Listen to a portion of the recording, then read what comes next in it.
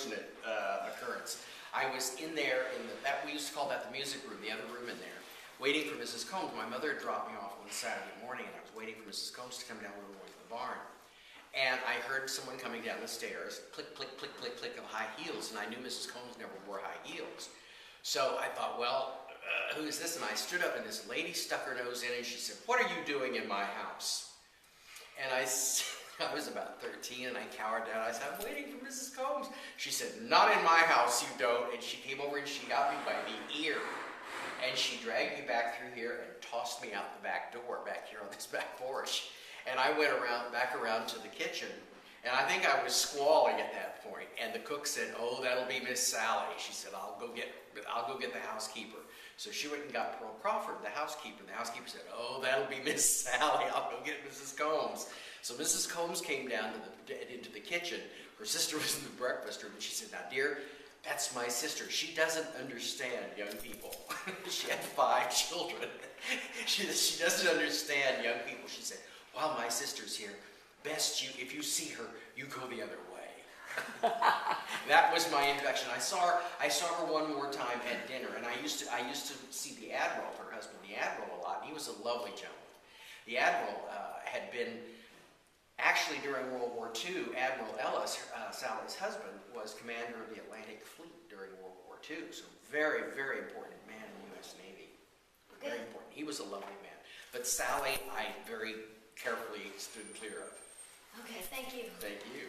It's interesting. There was a restroom and cloakrooms under the stairs, but back here, if you want to kind of focus around on this blank wall next to this staircase, back in there, literally, were the pipes to the pipe organ. The pipe organ was out on the wall in the music room, but the pipes were all in here. They went down to the basement, and they went all the way up to the attics on the 3rd floor, and that was where the pipe organ was.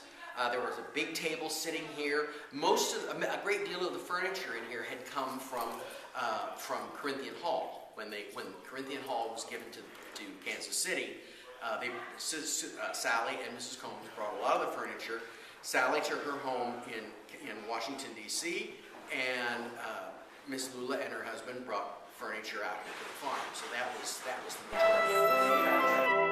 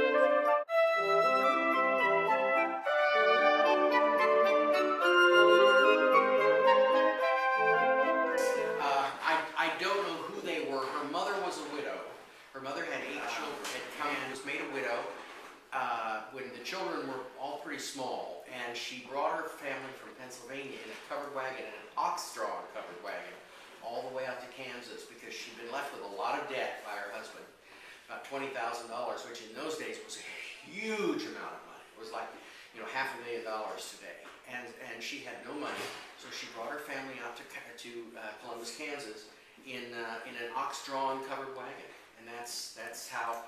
And when Ella grew up, she met R.A. Long, who had come out there to open his lumber business, well, actually a hay business, and then had gone into the lumber business.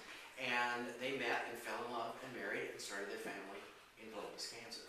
Okay, thank you. In the Louis XIII sitting room at Corinthian Hall in Kansas City. And it was taken down when they moved, when they gave up the house. It was taken down. It had to be cut down in size to fit this room because the other room was much larger. This ceiling was actually made in Russia in 1909. It was made in Russia, and then was made in pieces, and then was put together, taken apart, shipped to the United States, then where it was brought from the East Coast by Baumgartner, who was the company that made all the furniture and did a lot of the interior design for the mansion in Kansas City, was brought in and was put in. And originally, the dining room in town had a great deal of, all the walls were covered in a beautiful gold brocade, an imported French gold brocade. And there was enough of that that was taken down from the dining room in Corinthian Hall, that was brought out here originally and covered the walls in here after the house was redecorated in the 1930s. This beautiful fireplace here was also in the Louis XIII sitting room in Corinthian Hall, and it was carved on the spot by the workmen who were working on the house between 1909 and 1910 in Kansas City. And there was a very large top portion to that as well. And we found it. It's actually decorating the park strip out at about 67th and Ward Parkway. there's a big thing, and we've actually now been able. I stopped by. I saw a picture of it, and I thought I've seen that before somewhere, because a friend of mine used to live across the street from it. And I went out and I took a picture of it, and sure enough, the top part of this stone fireplace, which is just about as big as this fireplace itself is, actually is gracing the beautiful park strip out in the middle of Ward Parkway at about 67th Street.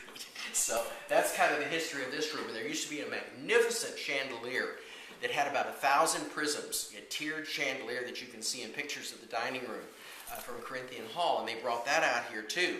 And that has been given back to the Kansas City Museum, and one day will grace that dining room again when the house is refurnished as basically a period home. Okay. So that's kind of the story of the dining room. The walls in here right now were all hand stenciled. This isn't wallpaper, it's all hand stenciled. All of this was done by hand, all this paint up here. Okay.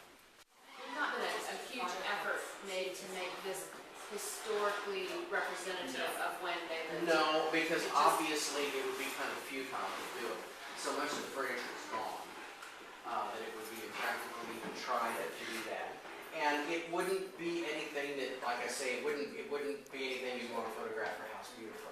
It was old-fashioned, not what we would do today. It was very old-fashioned and very dark. It really, even with the windows open, it was a gloomy. Well, that's not Sam. What? That's plenty. This was the major bedroom of the house. This was Mr. and Mrs. Combs' bedroom originally.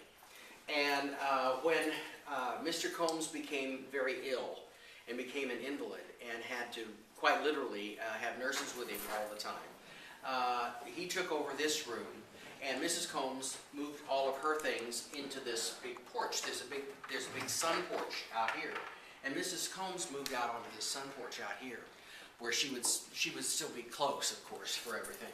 But this was always kind of, if I would come to visit and she was just not in a receiving mood that day, as far as not wanting to get all dressed up to visit, I'd come up here to her room, and we'd sit and sometimes go through old horse show programs and old horse show magazines and boxes and boxes of old photographs. And downstairs there were actually guest books down in some of the window seats. And the guest books were amazing. You'd go through, Charlie Chaplin has been in this house. Mary Pickford and Douglas Fairbanks have been in this house. I think that's another